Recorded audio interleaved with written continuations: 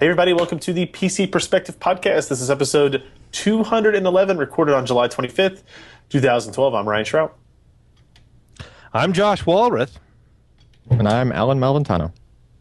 We have no Jeremy with us today. He's on some kind of Canadian holiday. I don't really know what goes on up there. He's just a blank Skype screen. So first things first, we'll get this out of the way. This will be the last episode of PC Perspective Podcast recorded on the Twit network. It will not be the last PC Perspective Podcast, however. I want to make sure everybody's aware of that. You'll be able to catch us. We'll still be recording it live. Maybe not next week because next week is QuakeCon. But the week after that, at least, at pcper.com/live. We're going to do the same time schedule, same all that other kind of stuff. So we won't have Burke with us. Maybe we'll Skype him in every once in a while just so he can make comments a couple of times an hour or something like that. But we are still recording the podcast. Cat noises. Introduce cat noises. We're still going to do the podcast. We're still going to record it. We're still going to do video. We're going to do all that same kind of stuff. It'll be a little bit different, but it'll be there still. So not canceling the PC Perspective Podcast. It's still going to happen. And make sure you go to pcper.com/live for that. Other than that, spread the word about the podcast in general. pcper.com/podcast. And what else? Little steps. Oh, yeah. QuakeCon workshop next week. I'd mentioned QuakeCon already. So next Saturday, not this coming Saturday, but next Saturday, August the 4th, we will have what does this make it? The fourth annual 2009, the fourth annual PC Perspective Hardware Workshop at QuakeCon. It'll be Saturday at 2 p.m. Central, so set your clocks. And if you're in the Dallas, Texas area, this is definitely something very cool, worth attending. We've got lots and lots and lots of prizes lined up now, more and more every day, actually. And I think our biggest prize donation actually comes from AMD, who's donated 100 processors in box to give out. That's only $11,400 worth of processors. Just from one guy, just from one company. And we've got a GTX 690 and like 8 GTX 680s and then some GTX 480s, which we'll talk about that. And that kind of stuff. So there's a lot of cool things. If you want to check it out, see the prize list, see what the whole gist of the thing is, go to pcper.com/workshop. pcper.com/workshop. And if you can't be there in person, if you go to pcper.com/workshop, you'll see information about how we're going to do the live streaming of that event as well. And thanks again to our sponsors, NVIDIA, MSI, and Corsair for their support of the PC Perspective Hardware Workshop 2012. And one last thing to promote to begin. If you're in the Sunnyvale, Santa Clara, San Jose area this weekend, you can stop by the Fry's in Sunnyvale, 1077 East Arquez Avenue. ASUS is hosting an event there. I will be there in attendance. I'll be hosting a panel with NVIDIA, Antec, Patriot, and ASUS. Kind of talking about just like the hardware industry in general. And then there's going to be some cool demos and some prizes and some giveaways just throughout the day, both inside the store and outside in the parking lot. And I promise the items in the parking lot aren't stolen. They're just prizes. Hey, Ryan, and also, since you're in the Sunnyvale area, I hear that there's this event going on at Fry's. You might want to check it out. There's a lot of people there. I'll look into it. Is it at the Fry's in Sunnyvale? I think so. I'll see if I have time after my event at Fry's in Sunnyvale on Saturday. I'll look. I think I might. Okay. You smart ass. Also the other story, just because I think this is really funny about where I'm at. If you're watching the video version of this, you'll think, wow, Ryan's in another different place. So I'm in Sunnyvale. We're staying at a hotel. The issue is the hotel internet at the room was very slow, like 1 meg down, half a meg up, somewhat unreliable, somewhat unstable at those bandwidths. And really, really super nice gesture. I came down to the front desk and asked if they had any alternatives.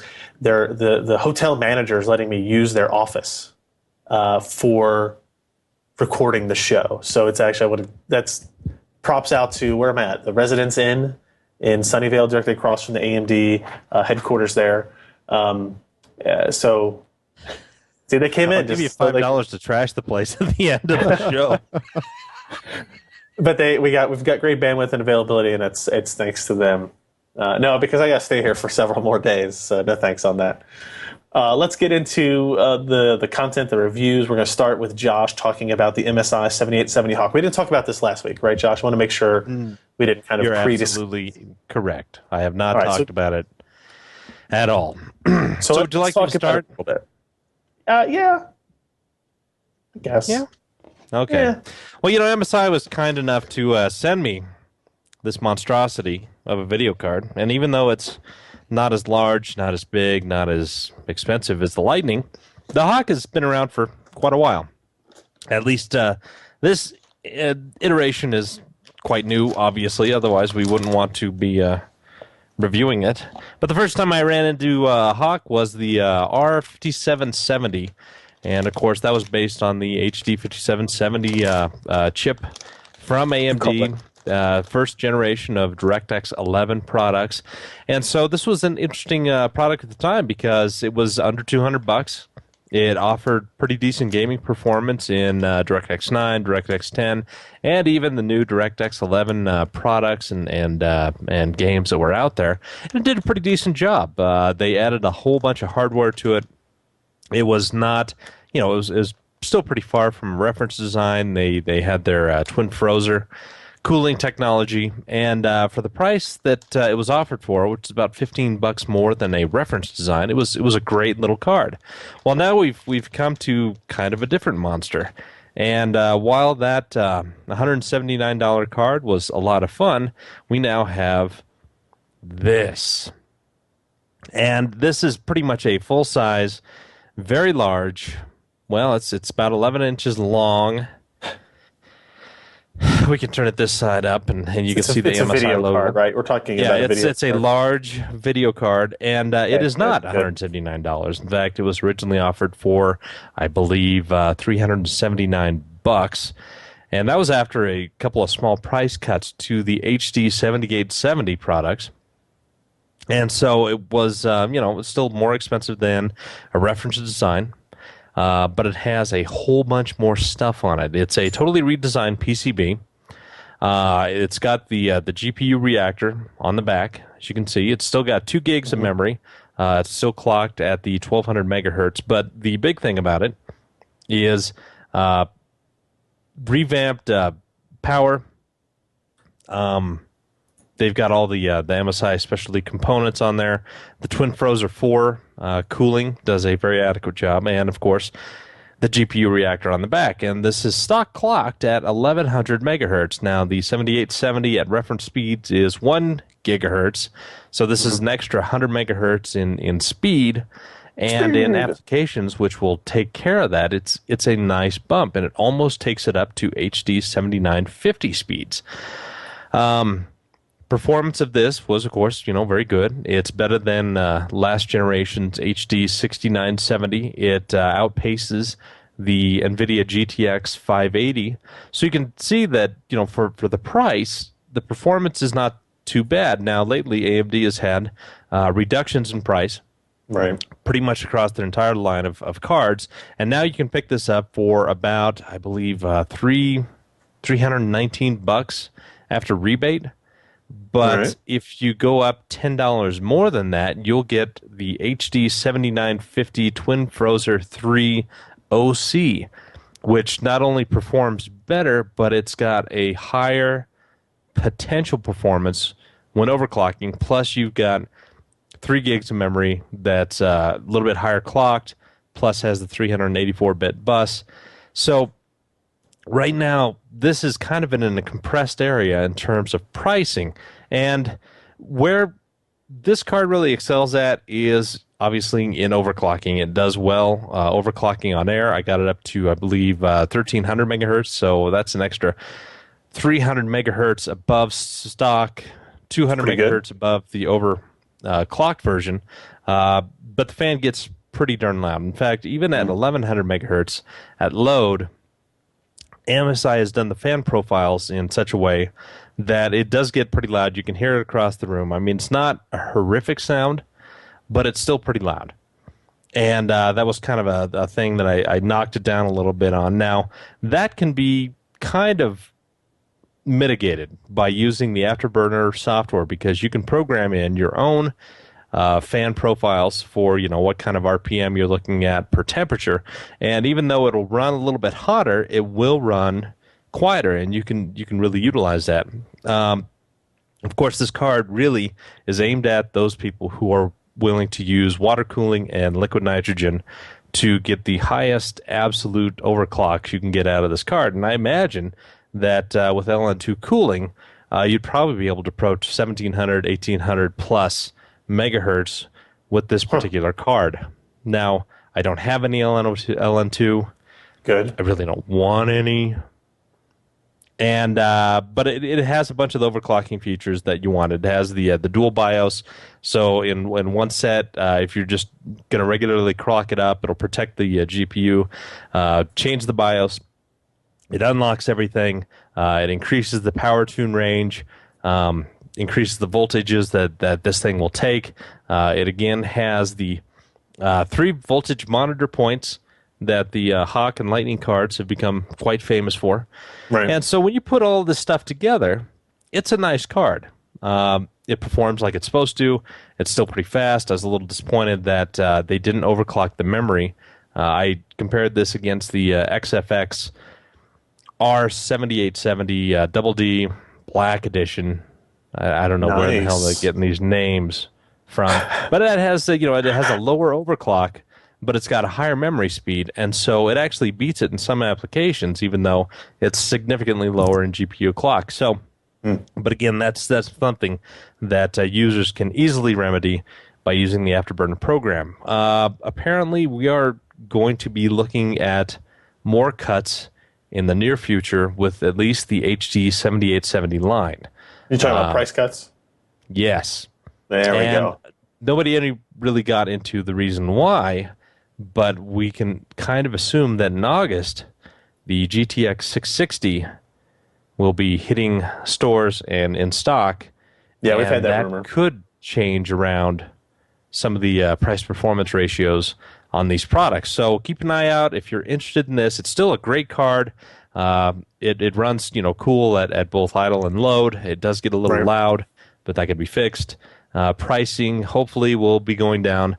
But again, it's a hard to recommend this card for an average user if the 7950 is only 10 or 15 bucks more expensive. So keep that in mind.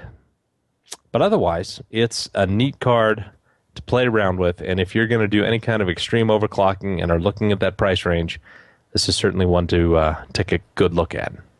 Cool. Another interesting thing that I think is worth taking a look at is an article that Matt Smith posted this week. Not his typical notebook review. This was very unique, I think. It's titled "Gaming Like It's 1999: Building a Legacy Windows Gaming PC." And he pitched this article to me, a few weeks ago or whatever, and kind of went over. He's like, "Hey, I've got these old games on CD-ROMs. I don't feel like buying them again on good old games. I don't feel like downloading them illegally or anything like that. So I thought it would be a cool idea to kind of try to build an old PC." And it's just a couple of 3-page article or whatever, and it gives you an idea of kind of what hardware you need, what kind of ideas you can have and places you can access that kind of stuff, like going to these old mom and pop computer stores, and he's able to find a mostly ready built PC that just needed like an old GeForce MX graphics card or something added into it for like $40. Which is pretty cool. I think I think he was using a CRT monitor as well, which seems you don't really have to do that. You can still hook up an LCD through a VGA connection and that kind of deal. So I think the details on his build were let's see, Sony Trinitron 17-inch monitor for $25, a custom built used PC for $40 that included a Asus K8VXM motherboard with an unused AGP slot, an AMD Sempron 2400 Plus processor, 512 megs of RAM, which is pretty good, and a 40 gig hard drive. And then he added in a GeForce 5600 MX 128 meg graphics card for $5. It's pretty good. It's pretty good prices, I guess. And my favorite part, the Microsoft Sidewinder Force Feedback 2 joystick for $5. Wow. Force feedback awesome. 2? No, that's not a force feedback 2. Yeah, it is. Is it? Yeah, it is. Good grief. So right on the plastic. I still have that sitting next to me, and it's one of the few really good force feedback joysticks that you could ever buy. Now you know it's worth $5. Yeah, don't want to sell mine, I guess. It's way Yeah. too little. A couple of years back, I built a similar machine for myself because I wanted to play MechWarrior 2 again, MechWarrior Mercenaries 3DFX edition. Yeah. And I used a K62 Plus 450 overclocked to 550 megahertz. It's got like 3 stinking video cards in there, Voodoo Graphics, 5500, and then 2 Voodoo 2s and SLI, and you could Those were change awesome. which ones you use through. I can't remember the. Yeah. There was a software that you were able to Yep. to do that with, and for games like Archimedean Dynasty, which didn't run on the Voodoo 5, did perfectly fine with the earlier generation of Voodoo graphics. So yeah, that's why I had certain ones of these. The MechWarrior 3DFX, I really didn't like the 5500, so you had to use the dual Voodoo 2s. So it was kind of a fun project to do, and it's about the same. It's about an 80 gig hard drive, 256 megs of RAM, and running Windows 98 second edition, and the thing just still it feels SE, snappy. baby. It's what? SE. What a great operating SE. system. The last good one in my book. I don't know. I'm just making You that didn't up. like 2000? Yeah, whatever. But anyway, yeah, so it's kind of fun to do this stuff because the early generations of 3D graphics, they just didn't have the compatibility with newer hardware or even different types of hardware. I mean, we had, S3 Chrome? Was that what, or Metal? S3 Metal, that their programming language. S3 ATI Verge? had Rage. 3DFX, of course, had Glide. NVIDIA was the first to really kind of buck the trend in that after they had released their quadratics-based architecture, they decided to design solely for OpenGL and Direct3D. So You're just so full of information. You know that? overflowing with garbage that is of absolute no value in today's marketplace. I wasn't going to say that, but, True story. Alan, do you have any old PC build stories? Old PC build stores? Wow. I don't even want to get into it. All right. But well, yeah, it's a good it's it's a really good write up from Matt on that. It was it is really cool. I love the whole retro gaming thing, the whole nostalgia thing. So just to go all the way back to, and I know you mentioned you could have just plugged an LCD into that. No, it's not. It's not the same. Not the Needs to be a same. All right, fair enough. Yeah.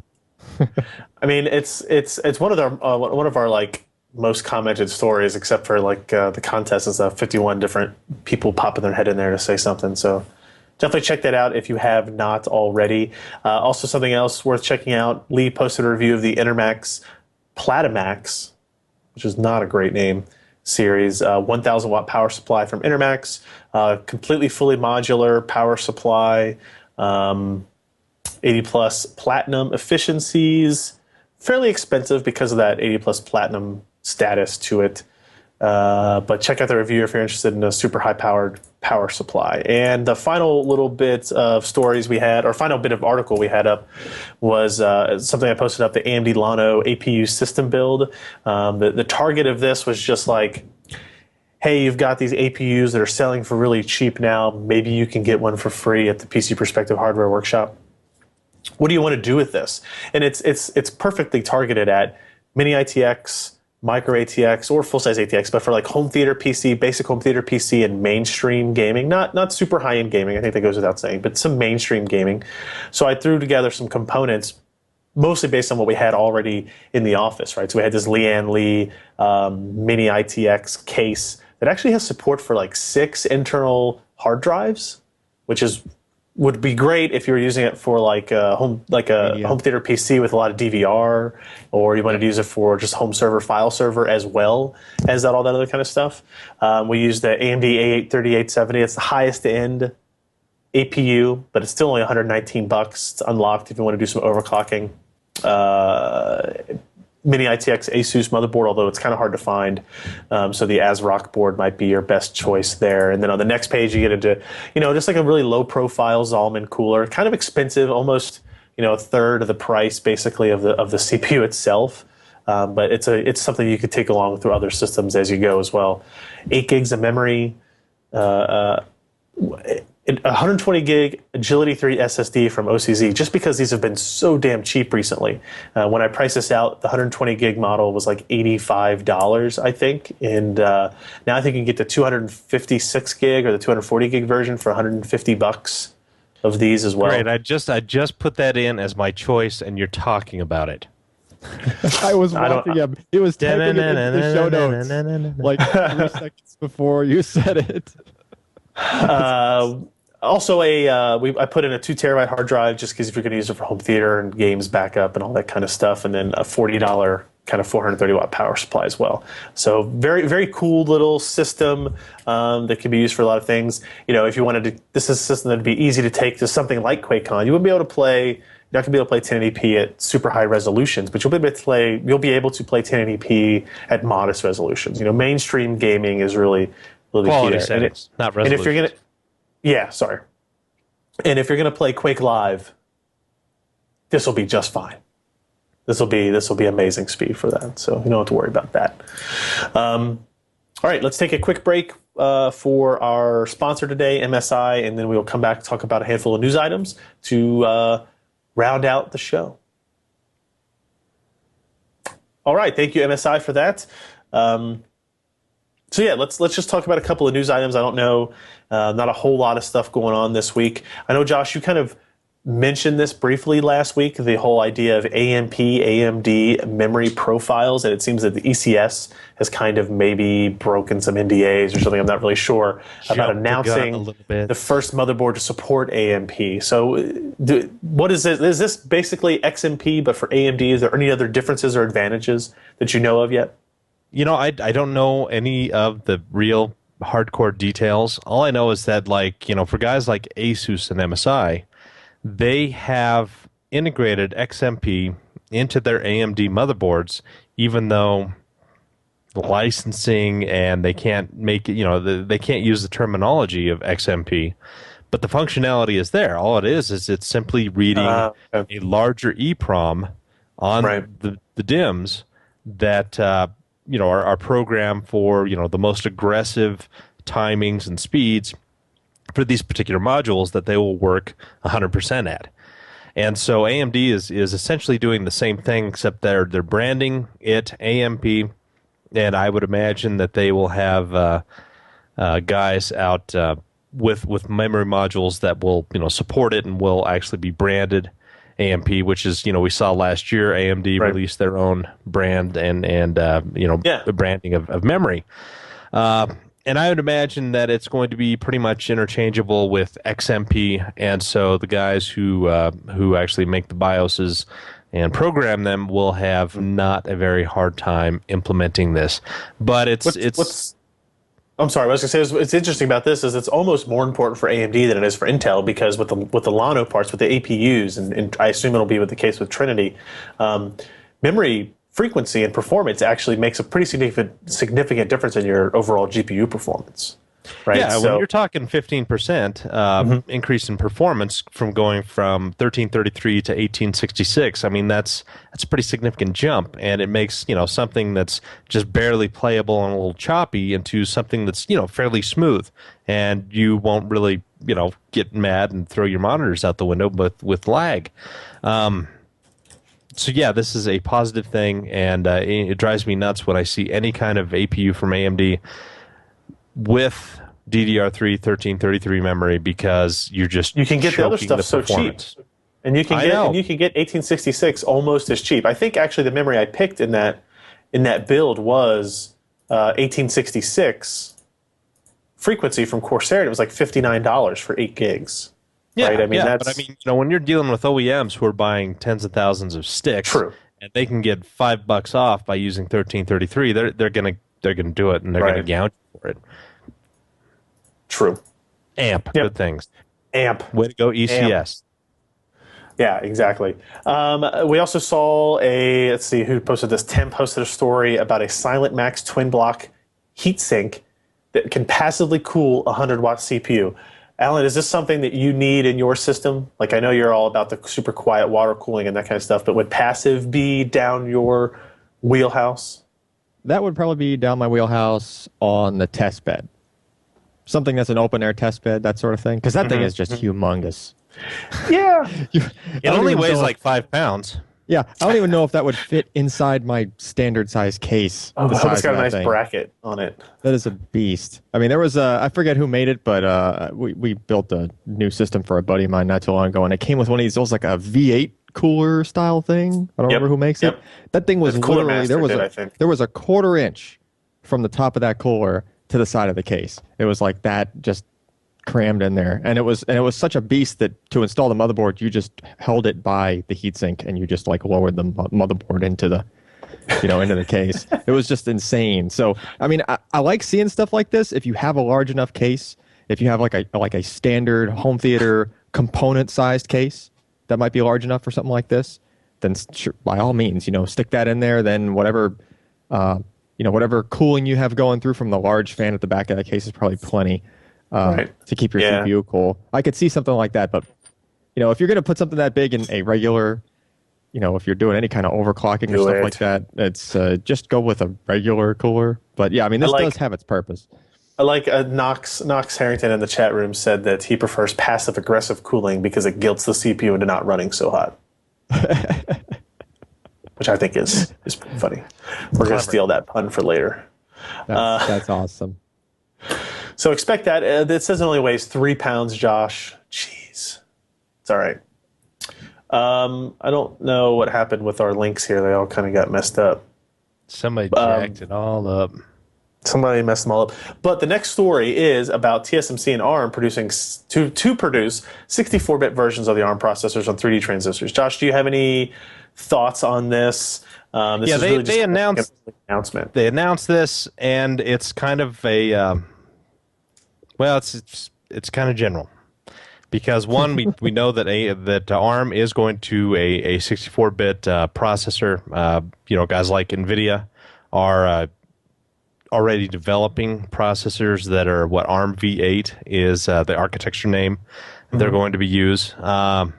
They will be out in kind of a 2014 timeframe. Currently, they don't see the use of having a 64-bit architecture with the type of usage that they have, namely tablets, cell phones, and low-end, netbook type applications. But eventually, it's going to be pretty important because memory densities just get bigger and bigger, and people will program to actually use those densities to make neater and neater things. So we knew that 64-bit was coming for ARM. We knew as well that TSMC was going to be working on planar 20 nanometer process, which will be supposedly released in, again, I think 2014 timeframe, if everything goes well. Now, eventually, everybody has to go to more 3D type architectures, the 3D FinFETs that Intel is using at 22 nanometer, just because of the laws of physics. They're not going to be able to get the performance out of planar without using a lot of interesting type materials like fully depleted SOI, stuff like that. And so it really was not a big announcement that hey, we're going to be working on these two. Everybody knew that, yes, this is something that is going to be coming along the way. So yeah, I mean, both companies just kind of made this announcement and said, we're working on this. There was kind of a few raised eyebrows. A couple of people who don't pay attention to the industry as much got all excited about it and say, hey, they're going to be challenging Intel. Well, no, this is just... because that makes me sad. Yeah. And you don't pay attention, dude. Oh. You got too many other things going on in your mind. That's but true. yeah, this is going to be the pathway that everybody's going to see. Global Foundry is going to be using 3D type FinFETs. People are going to be doing interesting things with materials. ARM is going 64-bit. And so it's nice to see that they're actually announcing these things, that the work is being done to get it there. But this is something that's always kind of been assumed that will happen. We've just been kind of shown a little bit behind the curtains about what is going on. All right. Very cool. Other bit of interesting in the future news, Tim posted about the Falcon Ridge controller, Thunderbolt controller that will double the Thunderbolt bandwidth up to 20 gigabits per second. The current generation Cactus Ridge Thunderbolt controller is able to offer 10 gigabits of bidirectional bandwidth. In 2014, that bandwidth may double to 20 gigabits with the new Falcon Ridge controller. This is something that we've always known would happen, right? The whole idea of, or one of the main ideas of Thunderbolt and Lightpeak was that it would be able to scale pretty quickly as the technology needed it. So, being able to double that amount of bandwidth is going to, I guess I'll say it's going to allow for whole new types of devices. But the truth is that 10 gigabits per second is a lot of bandwidth for right now anyway. So I think they're talking 2014 timeline for this. So don't worry about not upgrading on the Thunderbolt system or something like that today in order to wait for this Falcon Ridge, which, by the way, these Thunderbolt controller names I think are the coolest of recent code names for products. Cactus You Ridge. mean like Sledgehammer wasn't cool? No, that was Clawhammer? Actually, it wasn't. No, don't like the it. original None of those. Opteron and Athlon 64. I thought they're cool. So yeah, that's quick news on potential Thunderbolt updates. Also, kind of in relation to that, something that I know Alan had talked about a little bit earlier, a couple weeks earlier, the Drobo 5D and the Drobo Mini. We've kind of already talked about this, but Alan, do you want to mention the pricing that was announced and availability, I guess, pre-order stuff? Sure. When their first announcement came out, the only number that we got was that 649 number, and we didn't really know which one they were talking about there. But lo and behold, the 649 number belongs to the Mini. So the Drobo Mini is a 4-bay, looks like a CD-ROM sized, like an external CD-ROM sized kind of device. Holds 4 laptop size hard drives, 2.5-inch. Look at the hard pretty drives. colors. It's like neon yeah, I mean, it striping. looks pretty cool. I like the design. Pretty. Those lights around the corners there are just meant to be the indicators for that the drive is. Oh, they're installed. actually functional. That's kind of cool. Oh yeah. So for the four if corners, you've seen that video where they make the floppy drives, do like Star Wars. Could you do that with the hard drives and then also make that so that you've got the flashing lights, so you can want the hold it up at a rave? But at the end, the disco hard drives Drobo? blow up. Yeah, that'd be awesome. Okay, so I think that's so required. you've got the minis for the 649, and then the 5D is 849, but it's a 5-bay model. It's 3.5-inch drives. It's basically the replacement for the S or the second generation S, whatever you want to call it. But it's Thunderbolt, and actually, 849 for a Thunderbolt, external storage device is not too bad, right, Ryan? Because that promise one you were looking at was it's bad, but it's equally bad as everything else in the Thunderbolt market today. true. And Right. then So but then when you the Pegasus R4 that I have was like $1,100, but that came with 4 hard drives, so it's about on the same price level as that. Right.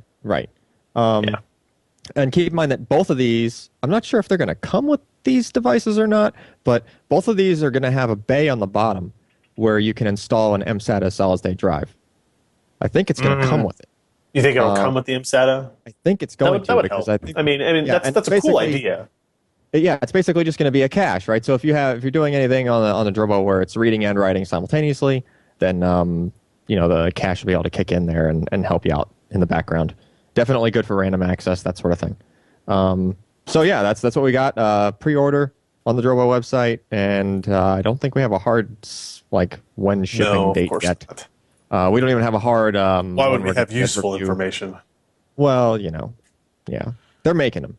How about It's that? still cool. I really like our Drobos that we have for the office. I hate that they're really slow, over the gigabit that's- network. the And it's FS not the gigabit network that's violated. The Drobo FS is just, I would not recommend it to anybody that needed any kind of performance out of it. Right? I recommended it. We bought one and installed one for a law office for a friend because they just needed storage that was reliable. They didn't care how fast it was. They're talking about PDF documents that are relatively small.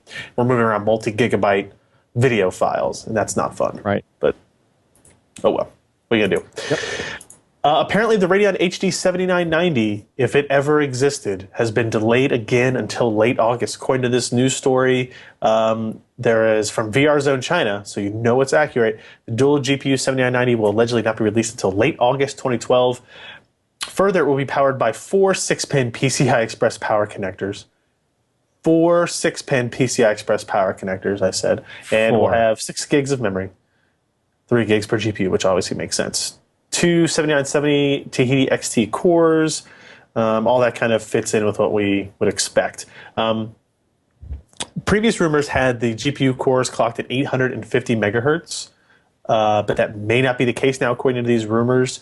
They may be bidding it with gigahertz edition chips. So that would be pretty impressive if they're able to not lower the clocks any.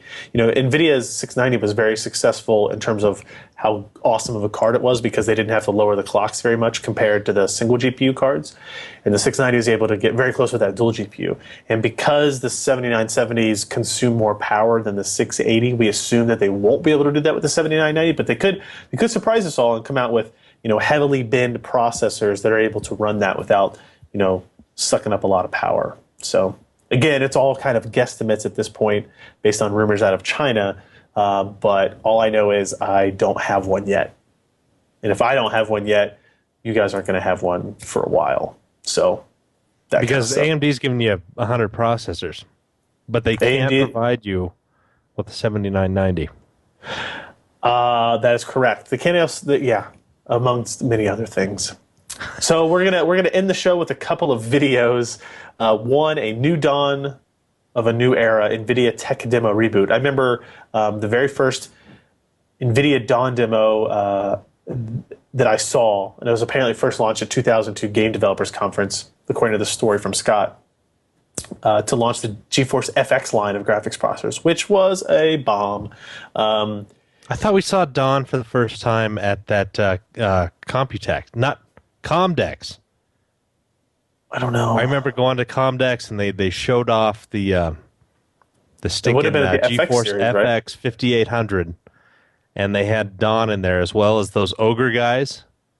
Yeah, I remember that. The kids. But I actually thought that the FX launched at E3 because I went to a launch party for the FX 5800 at E3. I think.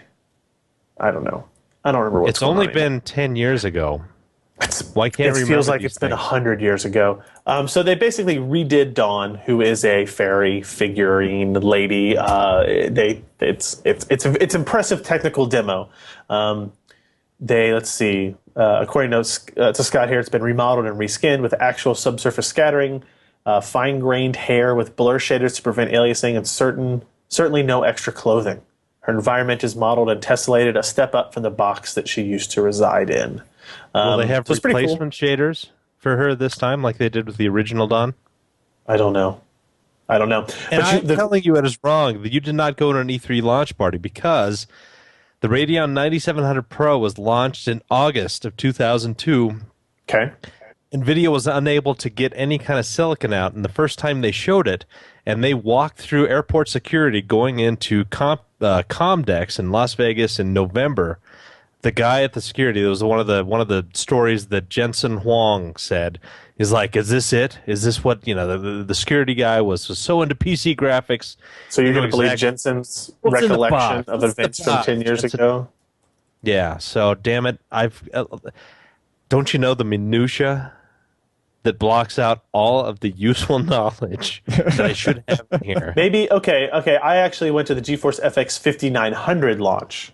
Okay, that is E3 because it was only 8 months after that they launched that monstrosity. And and you know what? Now here's how I remember it is because they played a video at the 5900 launch.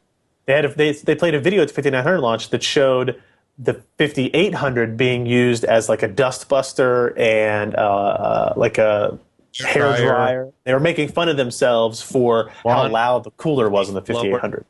Yeah. So that's it. So, but if you can actually go to the NVIDIA website and download this demo if you meet minimum specifications, which is a Kepler GPU, I think. So, cool stuff there. And then the second video we're going to show you, I just kind of added in here at the end, is a cool DX11 demo video that apparently uses a kind of hybrid ray tracing algorithm. Yeah, and it's just a really cool looking video. I mean, it's way overdone in terms of how bright it is, and like the depth of field is about as, I'm going to use the wrong terminology, as narrow as it can possibly be. Like the amount of stuff that actually remains in focus is just way too low for any kind of visual style. But it's obviously used to demonstrate some cool stuff. And luckily, this is a YouTube video, so you can watch it. You don't have to have minimum specifications. It is, isn't it? It is. And it's, hopefully they'll release it. It'd be good to use as a demo, kind of maybe as a benchmark, something like that. We're always looking for new things. This is rendered on what? Is it GPU rendered? Like ray tracing? Yeah. Yes. GPU. Yep. So it is. Let me see. That is really impressive. Yeah. I guess I'm not 100% sure that it's in real time, but maybe. That's gotta be. Oh yeah, it is. Yeah, it's kind of like RTHBL or real time. It's a real time high dynamic range. Yeah. Wow. That is. You can actually download the demo. It's 7.5 megs, and it gives you your keyboard commands to scroll around and drag objects and all that kind of stuff. That's pretty cool. So I mean, you can actually drag the objects around, so it's completely in real time. It's not just static objects being rendered. Well, everything's in Japanese, so how do we know where the download link is? Click the home page on that video link, like on the top header. There's a home button. You click that, and some of that's in English. Minimum system requirements: DX11 video card with 1 gig of memory. Recommended is a HD 7970. Recommended. That is impressive. Now think about that. Compared to those viewing this on the stream, pay attention to the fact that that's 7 meg. Okay, think about that. That's like almost a lot of shaders. Well, I mean, it's a lot of shaders at runtime. Right. Yeah. That's like there is really no. There's probably just a few small maps in that thing. It's doing everything just on the fly. That's like that almost takes you back to the along the lines of Matt's old school gaming article. That's like almost retro style demos, right? Like well, you've seen those stuff. 3D applications with the 64K gaming groups that try to make a game in 64K that looks still decent, or the guys that can get them down to 5K and have just some absolutely amazing programming in there. That is like I'm looking at these graphics. Why is this stuff not in games right now? I mean, if they're doing this real time, because internet. I don't know. I don't know. Consoles, damn it! It's consoles. DX9 consoles screwing us. That's not inaccurate. It's not inaccurate. And I requested that John Carmack discuss that in his opening keynote at QuakeCon. Do you guys remember the globes from ATI, the DBEC or whatever? Their high dynamic range that had all the glass globes through there. That was like still one of the most stunning demos that it's completely an aside. For one of the things I was here this week, we had to run 3D Mark 06. Okay, and 3D Mark 06 came out in 05, right? So it's 7 years old. And you know what? The graphics demos on 3D Mark 06 look great still today. And if you look at how they compare to 3D Mark Vantage, I think 3D Mark Vantage looks worse. And 3D Mark 11 looks pretty good, but not that much better than what 3D Mark 06 looks like. If you go back and look, and I'm sure in 3D Mark 06 it's all like hard-coded effects. There's no dynamics in it and that kind of stuff. I'm sure there's differences in other regards. But if you just look at the 3D Mark 06 kind of benchmark, it's this was we were doing some demos and that was on the desktop. I was like, oh great, I can't wait to see what this looks like. And I was actually pretty impressed still. So, okay. Let's move on. Do you want to talk about any AMD and Intel financials real quick? I guess if we do it real quick. Intel made money, but they didn't make as much money as they expected, and they complained of a soft PC market. AMD made less money than they were expecting by about $200 million, and you thought that they were going to get hammered, but in fact they still pulled out something like a $37 million profit. So from that we see that AMD is a much more tightly run business than it used to be, because they were able to control their inventory to a point, even though inventory has grown, as exhibited by the 100 APUs that Ryan will be getting for QuakeCon. But they're not expecting a whole lot of growth throughout kind of the rest of this year, and they're blaming a soft market in China, in have something to blame. Europe, US, pretty much everywhere. So all those cell phones and tablets, it's taken its toll on the PC market. Yeah. Yeah. Damn you, Nexus 7. Damn you. All right, let's do our hardware software picks of the week. So I am picking a fairly old device just because I learned it had new features today. The Zoom Handy Recorder H4n. I don't know if they even make it anymore, right? I think the new one is the H4n Next, H4 Next. It's probably been replaced.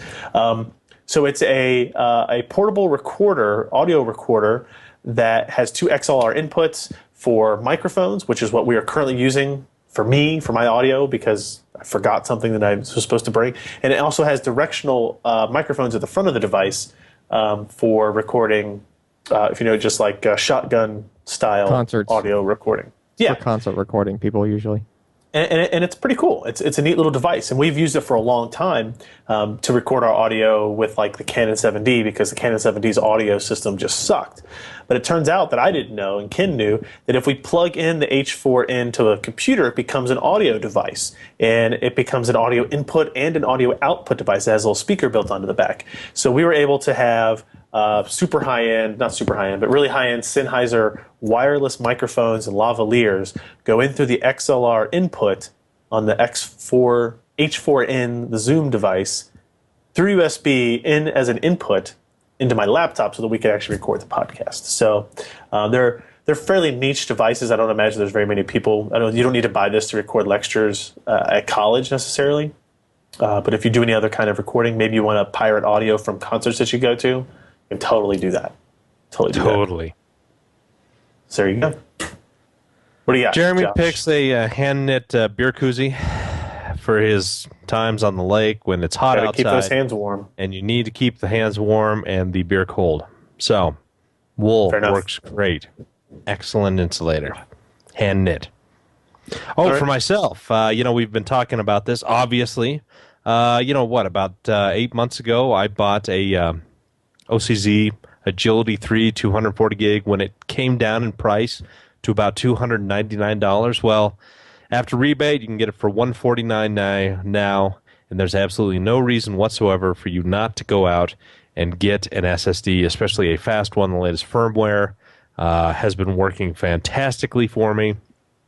I have no complaints, and it's just darn fast, going from power to boot up in about 12 seconds and being able to do stuff and have applications just launch essentially instantly. It's great. Yep. Yeah. Alan, So, what do you got then? Me for today, the Samsung Cloud Gaming Beta, which if you have not registered for it, if you have an eligible newer generation Samsung television by chance, you definitely should, because all you got to do is go in the TV. There's a little app you can download through their store thing. We actually got our piece picked up on, who was that? Verge picked us up. And so that picture there on the stream is actually my television set, my personal one, downloading the app there. That's your television set. How can you man, put like baby. your forehead in You should get royalties for that shit. Yeah. I don't know. So I downloaded the app there. There was like a sign up process through the television itself. You just like put in your info, and then it sent you to a website. You go over there, you do a couple things. A week goes by, and they sent me a Logitech F710 wireless. It's one of those, I forget what the name of the standard is, but as long as you have one of those standard, some kind of X input, I think is what it is, joystick, then it'll just work with those same Will my Samsung Atari televisions. joystick work? Probably not. No, I don't think there's one of those 9-pin ports on the back of the Samsung TV, unfortunately. Unbelievable. So I've got the joystick. I've got the gamepad. I've got the app is installed, everything except Gaikai is not officially open the beta yet. So I'm literally like just chomping at the bit for them to just send me a second email and go, yes, you can now play online games on your television set with no console. Wouldn't that be nice? Oh well. Yeah. All right. So I guess that wraps up our episode of the podcast. A couple of reminders. Last show on Twit, not the last show. We did the podcast before we were on Twit. We're going to do the podcast after we're off Twit. PCPro.com/live is the URL for that. Please keep in mind that next week We may not have may not have a live episode because of QuakeCon. So we may end up recording one a day late once we get to QuakeCon all in the same room, but I don't know if we'll be able to stream it with video and all that kind of stuff. We'll see. We'll see what happens. I did ask the QuakeCon guys about doing like a live podcast as a panel out there. We basically didn't have room on the schedule, or they don't like us. But I think it's because we didn't have room on the schedule. One or the other. That's my favorite thing. We're going to do that, a lot of that once we have full control of the video. And again, for QuakeCon, for the workshop, if you want to participate, if you want to be there, August 4th in Dallas, go to pcper.com/workshop. That's the URL to get all that information. And then also the URL to go to if you want to watch the stream instead, if you can't be there in person. And then pcper.com/podcast is the URL to go to share the show with your friends. We need you guys to spread the word. If you like the show, tell some friends, post on some forums, say, hey, if you like hardware news and you like somewhat funny individuals, check out this podcast. It's a great source of information and modest chuckles, right? So, and if you like beer. And if you like beer, which I like beer. I have some wine behind me, apparently, that I didn't know about earlier, but it's not mine. Stealing the hotel manager's wine. Look at you. Well, not yet. How low can you go? The night is young. So yeah, that's it. We will end the show here, I guess, and want to say thanks. I know we are being moved off of the Twit Network, but thank you very much to Burke and everybody who has ever helped us out at the Twit studios and stuff. We've had a lot of fun doing it, and I hope you guys have been entertained while we've been doing it. I'm crying. Ugh. We're going to miss everybody. I'm going to miss Josh, not seeing him anymore because we're kicking him off the show. Yeah. I don't make anybody any money anyway, so. Story of your life, man. Story of your life. So yeah, we'll go ahead and sign out here. Thank everybody for joining us in the chat room and all that kind of stuff. Oh yeah, there you go. Twitter page if you want to do that. Keep track of exactly what our status is. If you follow me on Twitter, I will definitely post if we are having a live show next week, or when we're going to post it, when we're going to record it, and all that kind of stuff. So Ken will stay busy while we're at QuakeCon. So with that, we'll sign out, everybody. I'm Ryan Shrout. I'm Josh Walrath. And I'm Alan Malventano. See you some other place, some other time for another podcast. Good night. Hooray. Yay. It's the last time Twit will ever see my dirty office again.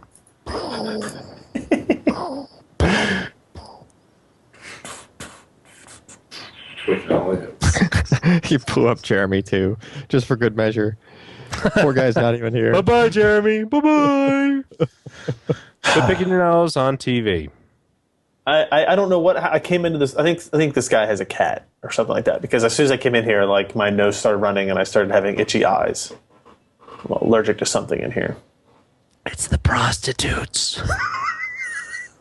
I'm not allergic to prostitutes. Oh, I hope my wife's not watching this episode. Last Oh, words. goodness. Famous last words. Yeah, that's true. Everybody's allergic to STDs. I guess that's it. I gotta go. I gotta get out of this guy's room that I'm borrowing. All to. Burke, thank you very much for Yeah, helping. Burke, It's been great working with you, man.